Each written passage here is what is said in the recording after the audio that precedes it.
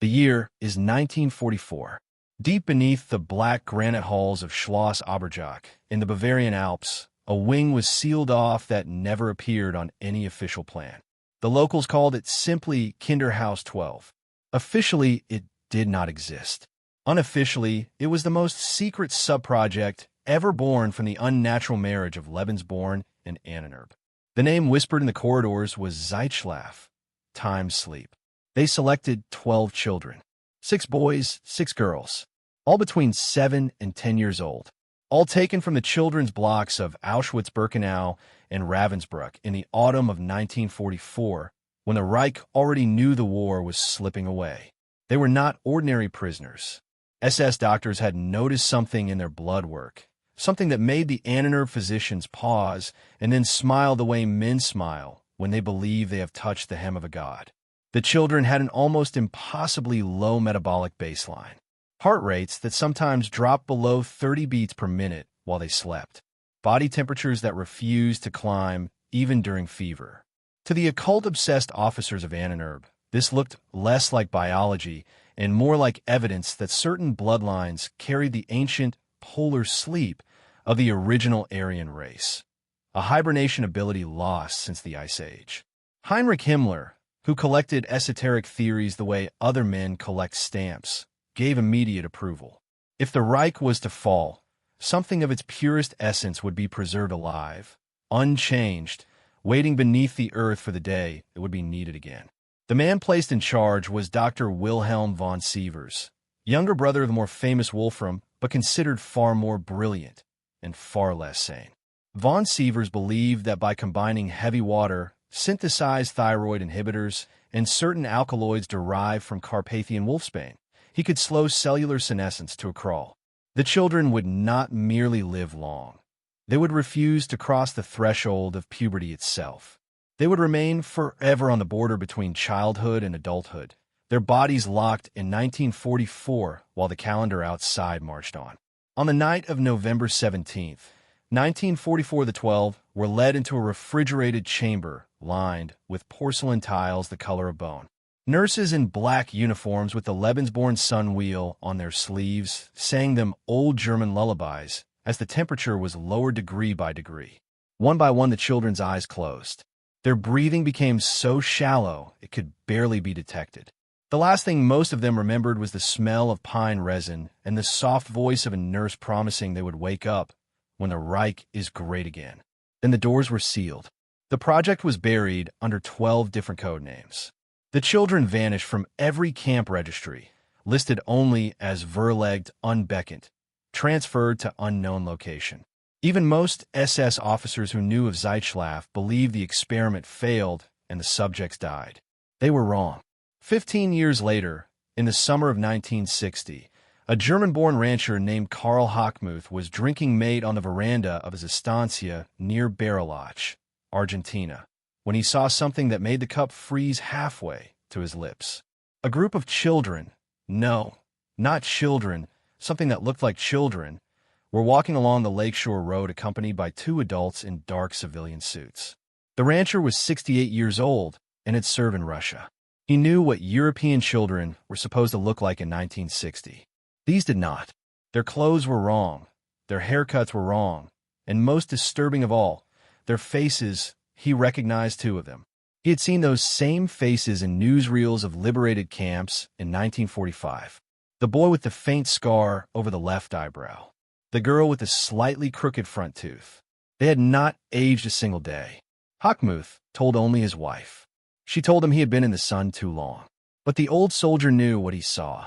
Within the German exile community of Bariloche, the rumor began to spread in the quietest corners. Die Zwölfleben noch. The 12 still live. By 1962, the children, still appearing no older than 10, had been moved inland to a secluded hacienda outside the Paraguayan town of Independencia. Former SS officers who had bought their safety with gold teeth and Swiss bank accounts now guarded them with the devotion of monks tending sacred relics. The children spoke little. When they did, it was in the German of the 1940s with accents from Silesia, Pomerania, the Sudetenland. They did not play the way normal children play.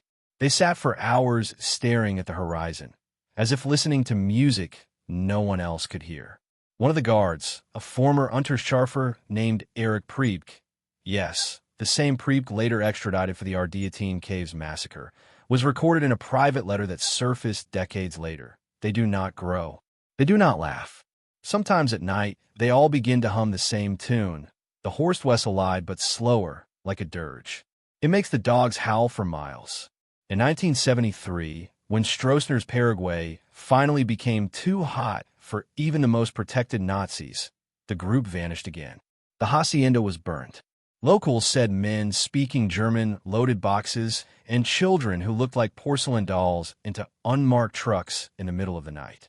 After that, for almost 40 years, the trail went cold.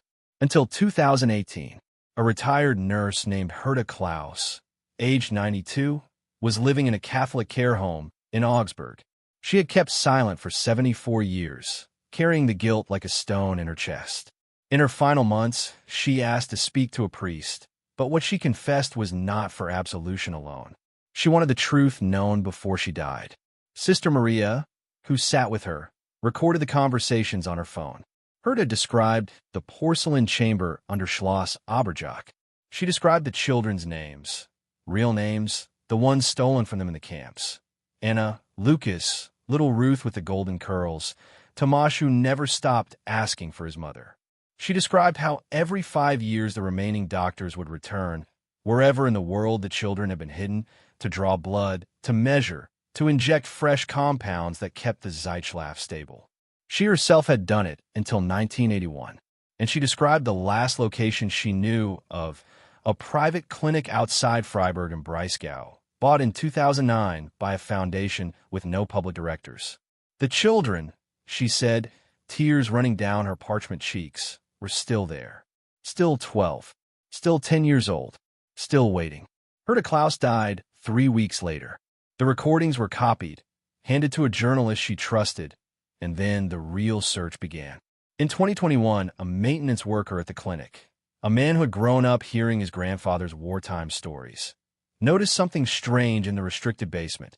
Refrigeration units far larger than any hospital would need, power consumption that spiked every February and August like clockwork, and once, when a door was accidentally left ajar, the sound of a child softly singing still knacked, in a voice that had not broken since 1944. The worker took photographs. He posted nothing publicly, but he talked. Within months, German federal police began watching the clinic. Journalists began digging into the ownership chain. And the few people still alive who once wore the black uniforms with the silver deaths had started, one by one, to receive visits. This is not a conspiracy theory. This is the story they never wanted told. And it is only just beginning. The clinic sits on the edge of the Black Forest, a low white building that calls itself St. Hildegard Privat Institute for Altersforschung, Private Institute for Aging Research. To the outside world, it is a discreet, expensive facility where rich old men from Zurich and Dubai pay to have their telomeres measured and their blood plasma refreshed. The website is elegant, the parking lot full of silent electric cars. Nothing suggests what lies beneath the rose garden. In March 2022, a team from the Baden-Württemberg Landeskriminalamt arrived with a warrant that had taken 9 months and 3 separate judges to obtain. They expected to find financial irregularities, perhaps illegal stem cell treatments. They did not expect what they found. The elevator that officially only went to the basement garage continued downward when a hidden key was turned twice. It opened onto a corridor painted the same institutional cream as every German hospital, but colder, much colder. The air tasted metallic, like the inside of a refrigerator left open too long. At the end of the corridor was a steel door with no handle. It opened from the inside. The first officer through the door, a 34-year-old criminal commissar named Lena Vogel, would later say that the smell hit her first. Pine disinfectant mixed with something sweet and sickly, the same smell her grandmother described from the Kinderheim, where she had worked in 1943. Then she saw them. 12 small beds in 2 rows of 6. White sheets turned down with military precision. Above each bed, a nameplate in old Fraktur script. Anna, Lucas, Ruth, Tomasz, Karl, Ilse, the same names Herta Klaus had whispered on her deathbed. And on the beds, 12 children. They were awake. They sat upright, hands folded in their laps, dressed in simple gray smocks. Their hair was neatly combed, boys short, girls with plaits tied with blue ribbon. Their skin was pale but flawless, like the skin of children who have never seen real sunlight. Their eyes were open very wide, the way children look when they try to be brave. Lena Vogel had 2 daughters at home, 8 and 10 years old. She knew exactly what 10-year-olds look like in 2022. These were not 10-year-olds. These were 10-year-olds from 1944, preserved in a moment that refused to end. One of the girls, Ruth, the one with the golden curls, tilted her head and spoke in a soft, clear voice with an accent from Upper Silesia that had almost died out. Seid die Neuenschwestern? Are you the new nurses? The officers froze. None of them could move. One began to cry without sound. Behind the children stood 3 adults, 2 women in their late 80s wearing starched white uniforms that belonged to another century, and 1 man, tall, thin, 95 if he was a day, wearing a dark suit and the tiny silver death-is-head pin of the former SS. He raised both hands very slowly. "Bit," he said, voice trembling with age and something that might have been relief. "Do not frighten them. They have waited so long." His name was Dr. Kurt Reinhardt, last assistant to Wilhelm von Sievers, believed dead since 1987. He had never left the children. None of the remaining staff had. They had rotated through safe houses and clinics for 78 years, growing old while their charges stayed exactly the same. Reinhardt told the police everything in the first 6 hours. He was tired, he said. So very tired. The compound had been refined over decades. After the wolfsbane alkaloids proved toxic, they switched to synthetic telomerase inhibitors developed in secret by a former IG Farben chemist hiding in Sao Paulo. In the 1970s, they added a gene therapy vector stolen from an American laboratory in Maryland. By the 1990s, the children needed only 2 injections a year and a constant environmental temperature of 8 degrees Celsius. Their metabolisms ran at roughly 4% of normal. They aged 1 year, biologically, every 25 calendar years. Puberty had been chemically postponed indefinitely. They did not dream, Reinhardt said. That was the one mercy. When they slept, it was the sleep of stones. The children themselves remembered almost nothing after November 1944. Fragments. The sound of boots on stone. A woman crying. The taste of warm milk with honey before the cold came. They had no concept that the Third Reich had fallen. They believed the war was still going on somewhere far above them, and that one day the Führer would send for them. When the police asked Ruth what she wanted most in the world, she thought for a long time and then answered, "I want to see snow again. Real snow, not the kind they make with machines in the garden." That night the story broke across Germany like a silent explosion. Die Bild ran the headline. Die Kinder von 1944 Leben NOCH. The children of 1944 still alive. Der Spiegel published a 30-page special issue that sold out in 4 hours. Old people who had been children themselves during the war sat in front of televisions and wept without knowing why. But the real shock came 3 days later, when the medical examination results were leaked to the press. The children were perfectly healthy, more than healthy. Their DNA showed no accumulation of the mutations that come with age. Their immune systems were pristine, their stem cells divided with the vigor of newborns. Scientists who saw the raw data used words like biological impossibility and the holy grail of gerontology in the same sentence. Within a week, the clinic was surrounded by satellite trucks, by protesters carrying photographs of grandparents who had died of cancer, by billionaire investors offering blank checks, by Catholic priests demanding the children be baptized again, because their first baptism happened under a regime of Satan. And then the old guardians began to talk. One of them, the younger of the 2 nurses, 87-year-old Gisela Dornberger, agreed to a single television interview on condition that her face was shadowed. She spoke for 43 minutes without stopping, as if a dam had finally broken. She described how they had smuggled the children out of Germany in May 1945 inside Red Cross ambulances, hidden under blankets of wounded soldiers. how they had crossed the Alps on foot with forged papers calling the children war orphans destined for Swiss Anatolia. How Eichmann himself, yes, Eichmann, had signed the transit permits without ever knowing what he was really authorizing.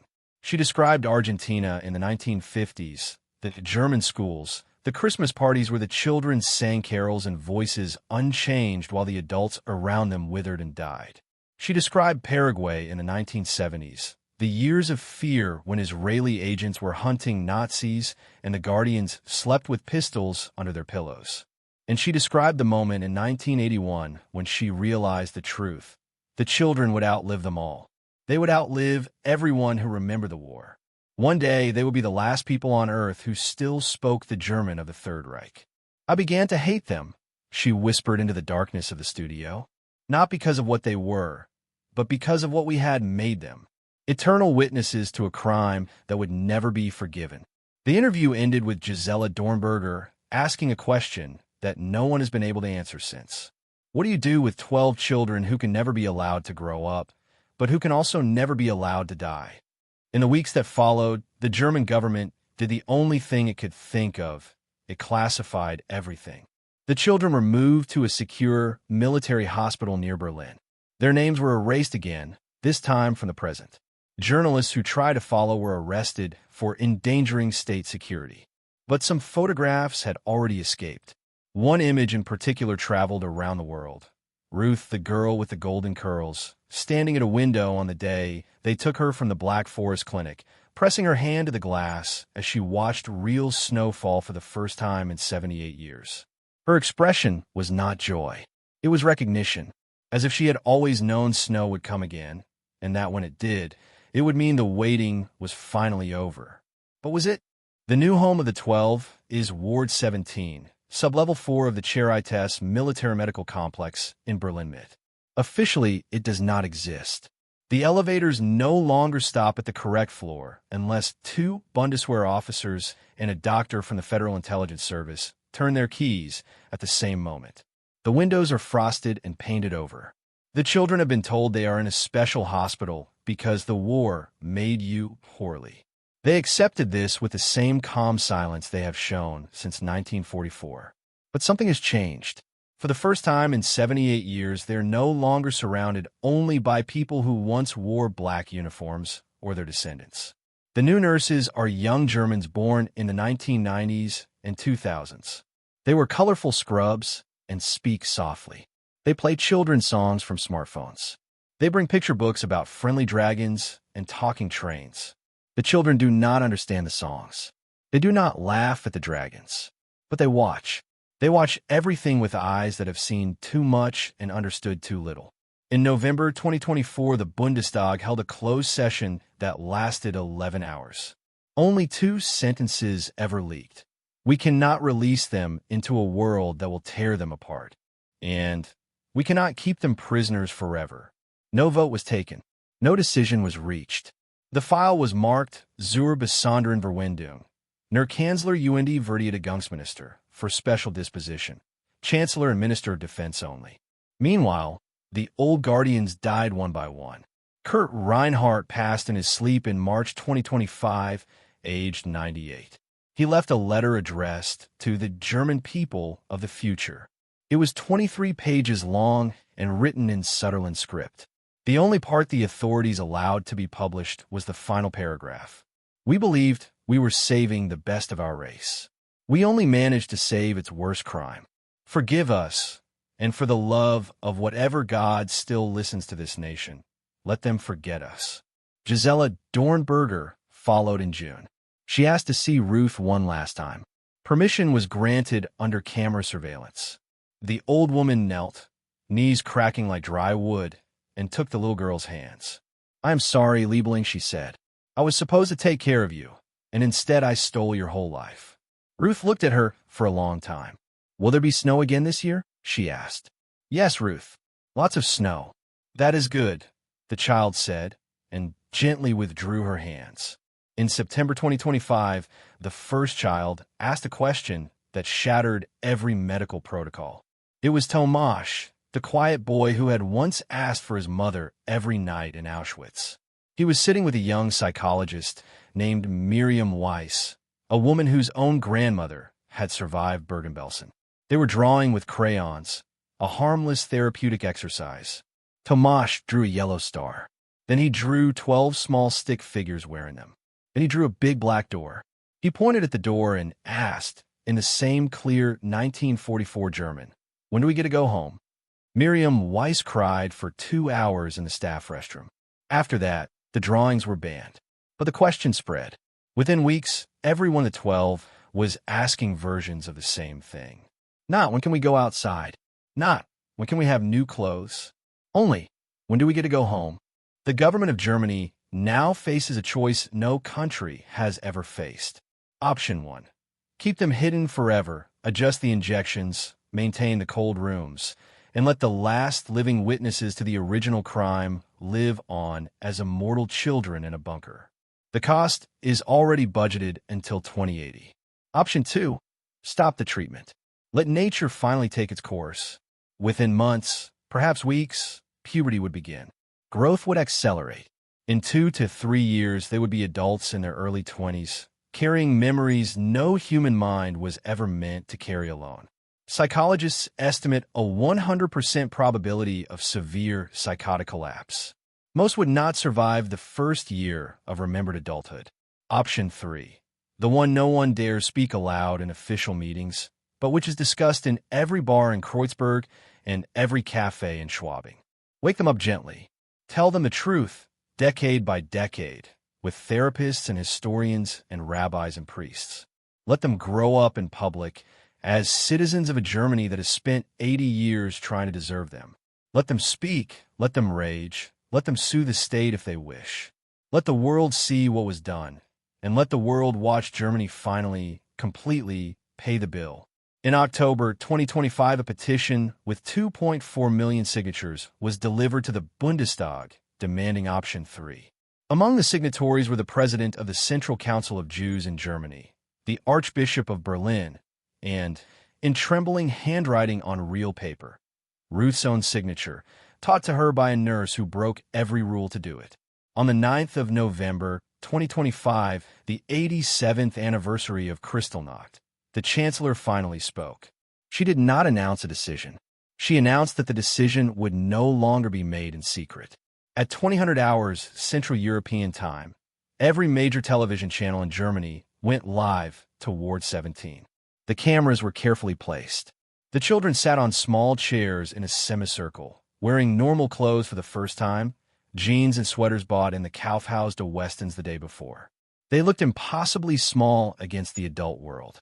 The Chancellor sat on the floor so that her eyes were level with theirs. Anna, the eldest by 2 months, the unofficial spokesperson since 1944, was chosen to speak first. They had rehearsed nothing.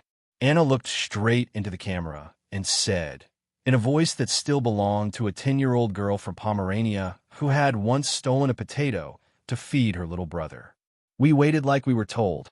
The war is over now." The Chancellor could not speak for a long time. When she finally could, she said only, "Yes, Liebling. The war has been over for a very long time." Anna nodded slowly, as if confirming something she had always suspected. "Then please," she said, "may we go home now?" 80 million Germans heard the question. No one has answered it yet. But for the first time since November 17th, 1944, the door is no longer locked from the outside. And somewhere in Berlin, snow has begun to fall. The story ends here. The rest is no longer history. It is the future the 12 will finally be allowed to have.